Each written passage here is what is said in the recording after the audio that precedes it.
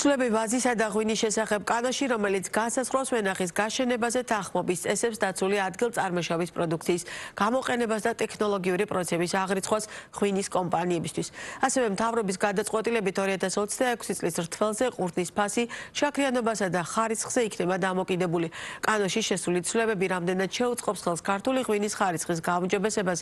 ღვინის ეროვნული სააგენტოს თავმჯდომარესთან ლევან მეხუზლასთან ერთად ვისაუბრებთ. მოგესალმებით, ძალიან დიდი მადლობა გადაცემაში სტუმრობისთვის. თუმცა ვიდრე ამ თემას შევეხებით, მინდა რომ ჩვენი საუბარი პატრიარქთან დაკავშირებით დავიწყოთ ერთი ძალიან მარტივი მიზეზის გამო.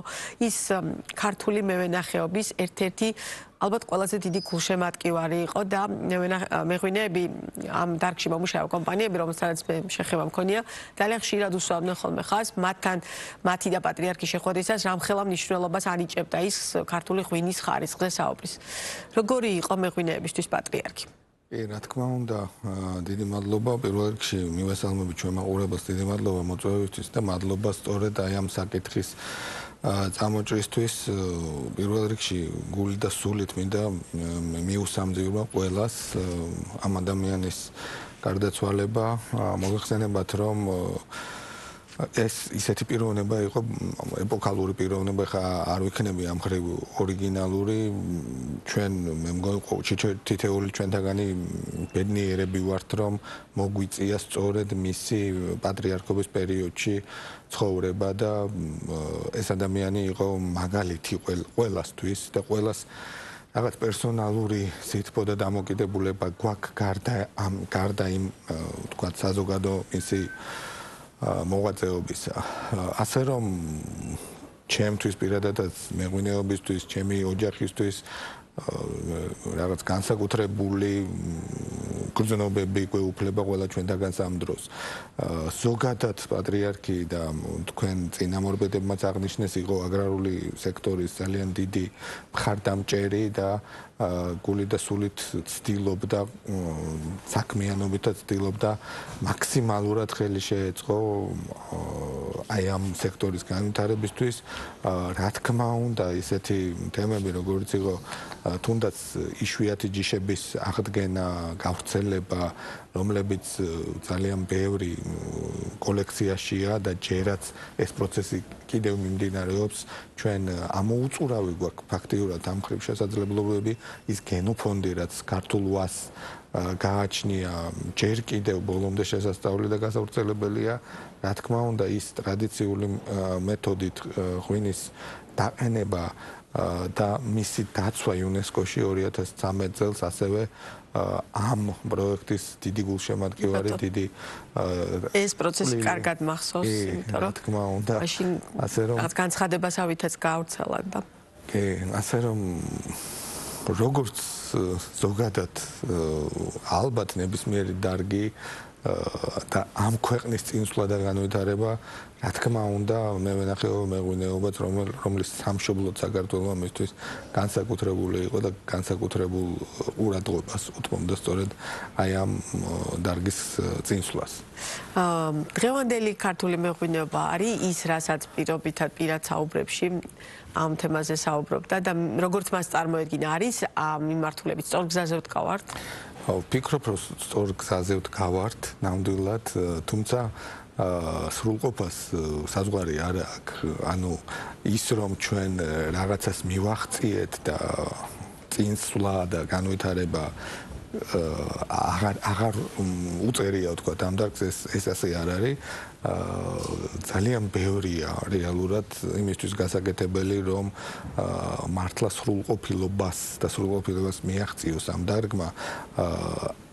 მათ შორის კიდევ ერთხელ და კიდევ მრავალჯერ ვიმეორებ და გავიმეორებ, რომ ქართული ღვინო უნდა იყოს უმაღლესი ხარისხის, უნდა იყოს გამორჩეული, გარდა იმისა, რომ უნდა იყოს ისეთი ხარისხიანი, რომ მომხმარებლისთვის იყოს, თქვა, სამაგალითო, პლუს ამას უნდა კონდეს განსხვავებული, უნიკალური თვისებები, რომელიც მას გამოარჩევს, თქვა, მსოფლიო სხვა ქვეყნის ღვინოებისგან.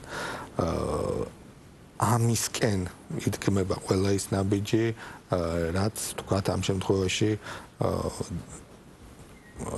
გულისხმობს ვენახის გაშენებაზე, ნებართვის შემოღებას, რთველის ხარისხზე მიბმას და ასე შემდეგ, რაც რა თქმა უნდა და რაშიც დიდი წვლილი და დამსახურება აქვს მათ შორის გარემოს დაცვისა და სოფლის მეურნეობის სამინისტროს და პირადად მინისტრს.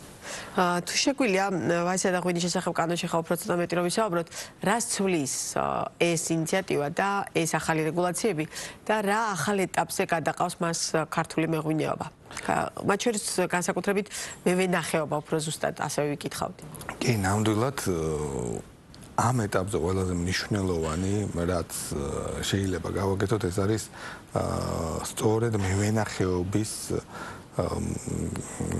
გრადი განვითარება, რაც პირველ რიგში გულისხმობს ვენახების სწორ ადგილას და სწორად გაშენებას.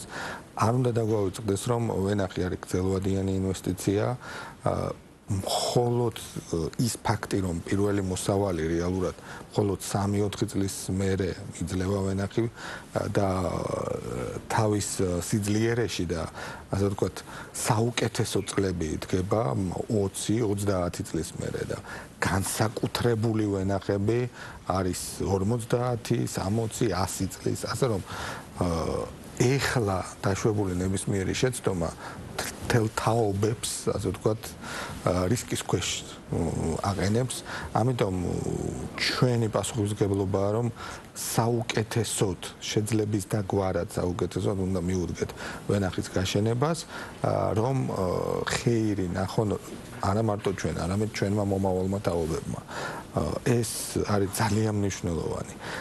აქედან გამომდინარე, ამ დარგმა უკვე არის რაღაც განვითარების იმ ეტაპს მიაღწია, როდესაც ვფიქრობთ, რომ ესეთი სპონტანური გაშენება, რომელიც აქამდე გქონდა, აღარ არის მიზანშეწონილი და სწორედ ამიტომ ერთ-ერთი პირველი, რასაც ვნერგავთ, არის ცვლილებები ღვინის შესახებ კანონში, რაც გულისხმობს შეთანხმებას ვენახის გაშენებაზე.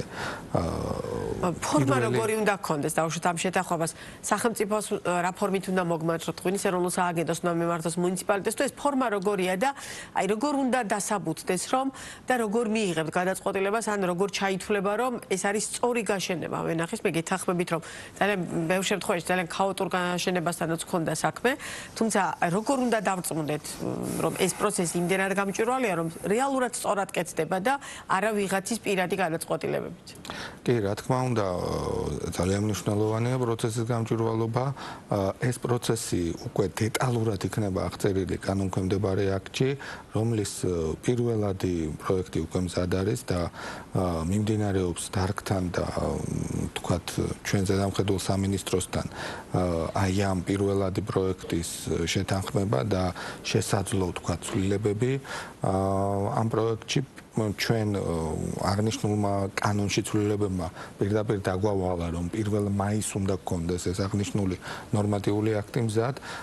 აქედან გამომდინარე უახლოეს კვირებში შევჯერდებით იმ მნიშვნელოვან პუნქტებზე და იმ მნიშვნელოვან პროცედურებზე, რაც გულისხმობს მათ შორის თქვენ მიერ დასმული შეკითხვის თქვათ პასუხს და უკვე დეტალები აი სულ რამოდენიმე კვირაში გვექნება და გვეწოდინება. ბიზნესთან გქონდათ კონსულტაცია თუ დაუშვათ ეხლა უნდა გაიაროთ კონსულტაციებიც ამ ნაწილზე? მეღვინეებთან გქონდა შეხვედრა ამ კვირას, მათ შორის გავაცანით ის სიახლეები, რასაც გვეგმავთ რთველზე, 2026 წლის რთველზე და პლუს კვირაში რამდენჯერმე გვაქვს შეხვედრები მუნიციპალიტეტებში. ამ ეტაპზე ვხვდებით სოფლის რწმუნებულებს, საკრებულოების დეპუტატებს.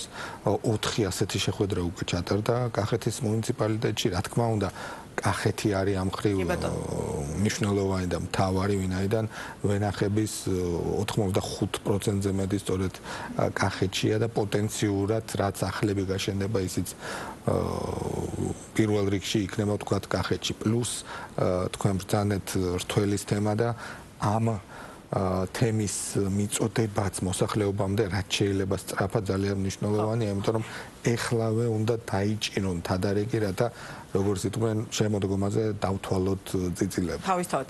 და ჩვენი საუბრის ბოლოს რთველსაც მინდა რომ უფრო ცოტა ვცლად შევეხოთ და ბუნებრივია ცალკე იმას ვინძლებთ რთველთან დაკავშირებით, იმიტომ რომ რა რთველი ისეთი თემაა, რომელიც დაუსრულებლად მარტო ამ ერთ კონკრეტულ საკითხზე აუცილებლად ბევრი უნდა ვისაუბროთ, თუნდაც ინფორმაციის სწორი მიწოდების კუთხით. ეხლა რა ცვლილებები შემოდის მეტნაკლებად რომ მივაწოდოთ ეს ინფორმაცია მაყურებელს?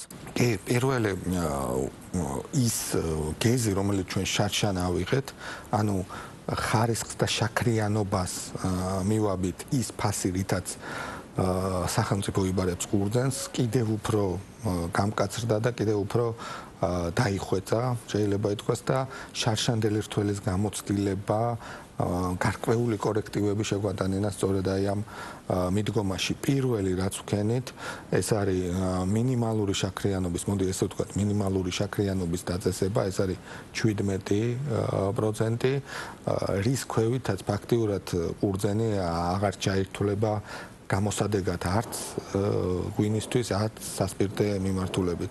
შესაბამისად, აქ არის ორი მნიშვნელოვანი ფაქტორი. ერთი, რომ სახელმწიფოს ისევ აქვს ის გაცხადებული პოლიტიკა, რომ არ დატოვოს მე ვენახე მარტო და იმ შემთხვევაში, თუ კერძე სექტორი არ ჩაიბარებს, ჩაერიოს რთველში და ჩაიბაროს და არ დატოვოს ყურძენი გადამუშავების გარეშე, თუმცა არის მეორე მხარე, რომ ეს არ უნდა ჩავთვალოთ ისე, რომ აი მაინც ჩაიბარებენ და შესაბამისად არანაირი ყურადღება და არანაირი შრომა არ ჩავდოთ ამ ყურძნის მოყვანაში. ამიტომ ვფიქრობ, რომ ეს მინიმალური ზღვარი არის სრულიად სამართლიანი. კახეთში იქ სადაც უნდა იყოს ვენახი და იმ ნიადაგზე სადაც უნდა გაშენდეს ვენახი, ამის მიღწევა არის ძალიან ადვილი. ამიტომ ეს პირველი და უფრო გამკაცრდა ის კორიდორიც, რაც ჩაითვლება თქვა საშუალო ხარისხად და მაღალი ხარისხის ყურძნად.